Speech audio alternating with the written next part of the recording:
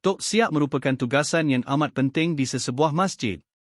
Ini kerana selain menjaga kebersihan, beliau juga bertanggungjawab memastikan kemudahan seperti pembesar suara dan penyaman udara berfungsi dengan baik. Kisah ini berlaku di sebuah masjid di Bukit Piatu, Melaka, yang melibatkan seorang Tok Siak dan makcik cleaner. Tok Siak yang berusia 48 tahun itu merupakan seorang duda dengan 4 orang anak. Beliau menerima elaun jawatankuasa masjid di bawah Majlis Agama Islam Melaka.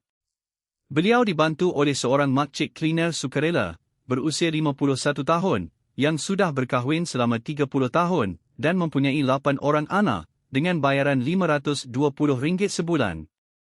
Pada satu hari dalam bulan Jun tahun ini, tindak tanduk mencurigakan antara Tok Siak dan makcik cleaner di dalam bilik pengurusan jenazah telah disedari oleh orang ramai. Teruskan menonton untuk mengetahui apakah yang berlaku seterusnya.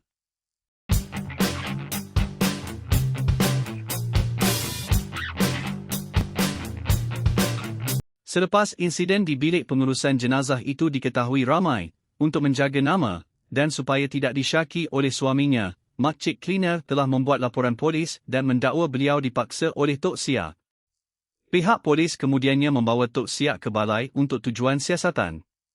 Walau bagaimanapun, hasil siasatan mendapati tiada unsur paksaan, sebaliknya perbuatan tersebut dilakukan atas persetujuan bersama secara berulang kali. Oleh yang demikian, pada 4 Jun 2026, kes ini diserahkan kepada bahagian penguatkuasaan Jabatan Agama Islam Melaka untuk tindakan lanjut di bawah hukum syarak. Pada 12 Ogos 2026, Tok Siak dan makcik cleaner berkenaan dihadapkan ke Mahkamah Tinggi Syariah Melaka.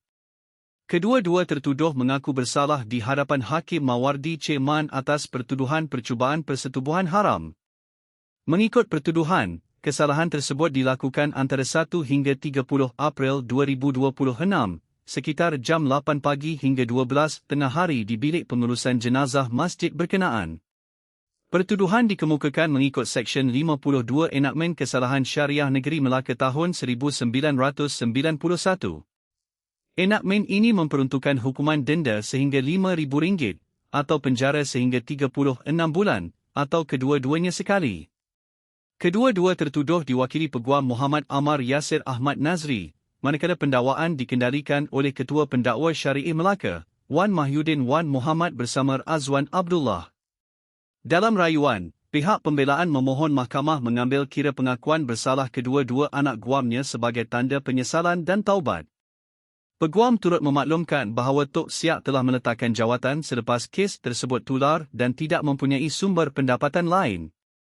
Sementara itu, makcik cleaner berkenaan bekerja di sebuah restoran di Semabuk dengan pendapatan RM50 sehari, di samping elaun sambilan masjid. Pihak pendakwaan menegaskan bahawa kesalahan ini amat serius kerana ia mencemari kesucian institusi masjid, serta fungsi bilik pengurusan jenazah yang sepatutnya menjadi peringatan tentang kematian. Tambahan pula, kesalahan ini melibatkan individu yang diamanahkan menjaga imej masjid. Mahkamah akhirnya menjatuhkan hukuman denda maksimum RM5,000 atau penjara 18 bulan jika gagal membayar denda terhadap setiap tertuduh. Sebelum keputusan dibuat, Hakim Mawardi Cik Man menegur tindakan kedua-dua tertuduh yang sepatutnya menjadikan masjid sebagai tempat beribadah pada usia berkenaan, bukannya mencemarkan maruah diri serta institusi agama. Seorang siak dan pekerja pembersihan masjid wanita didenda RM5,000 setiap seorang oleh Mahkamah Tinggi Syariah Melaka selepas mengaku bersalah melakukan persetubuhan haram di bilik pengurusan jenazah sebuah masjid. Kedua-dua tertuduh Muhammad Rafi Abu Sama, 48 tahun dan Nur Haslinda Hashim, 51 tahun, didakwa melakukan perbuatan itu secara berulang kali antara Januari hingga April lalu. Hakim Mawardi Cik Man sebelum menetapkan hukuman berkenaan sempat mengambil masa hampir 30 minit menegur kedua-dua tertuduh. Beliau menyifatkan kes itu serius, lebih-lebih lagi ia berlaku di dalam kawasan masjid dan di bilik yang digunakan untuk memandikan serta mengkafankan jenazah. Ini kerana tempat yang sepatutnya menjadi ruang menjaga kesucian masjid itu disalahgunakan untuk melakukan perbuatan yang bertentangan dengan syarak. Mawardi berkata, perbuatan itu lebih mengecewakan kerana kedua-dua tertuduh sendiri memegang amanah sebagai petugas masjid. Muhammad Rafi sebagai siak, manakala Nur Haslidah yang masih berstatus isteri orang dan ibu kepada 8 anak melakukan kerja pembersihan masjid.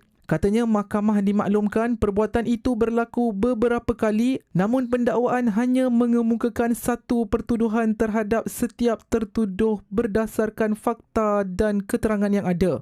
Perbuatan didakwa dilakukan antara 1 hingga 30 April 2026 sekitar 8 pagi hingga 12 tengah hari di bilik pengurusan jenazah sebuah masjid di Kampung Bukit Piatu, Melaka Tengah. Kedua-dua mereka didakwa mengikut Seksyen 52 Enakmen Kesalahan Syariah Negeri Melaka 1991.